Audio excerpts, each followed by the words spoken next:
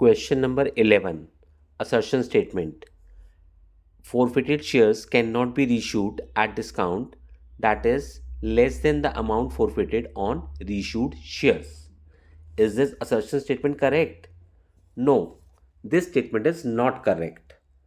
इसमें ध्यान से दोबारा देखें. इस स्टेटमेंट में दो नेगेटिव्स यूज हुए हैं, कैन नॉट और less. Assertion is forfeited share cannot be reissued at a discount that is less than the amount forfeited on reissued shares. इससे रिलेटेड जो प्रोविजन है that is forfeited shares can be reissued at a discount but the amount of discount must not exceed the amount already forfeited on those shares. क्या meaning हुआ इसका? इसका meaning हुआ कि जो अमाउंट ऑफ डिस्काउंट है it may be less than or equal to the forfeited amount but it just can't exceed the forfeited amount. लेकिन given statement ये कह रही है कि can not be reissued at a discount that is less than the amount forfeited.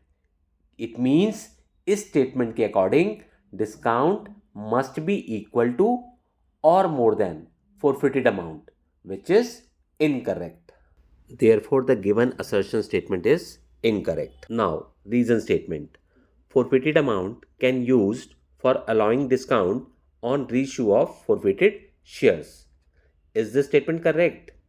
Yes, this is correct because जो हम reissue के time पर डिस्काउंट देते हैं वो forfeited amount में से ही देते हैं.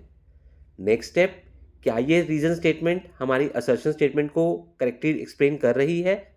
नहीं, क्योंकि असर्शन स्टेटमेंट से ये रिफ्लेक्ट हो रहा है कि रीइश्यू करते समय जो डिस्काउंट दिया जाएगा that must be equal to or more than the forfeited amount which is incorrect.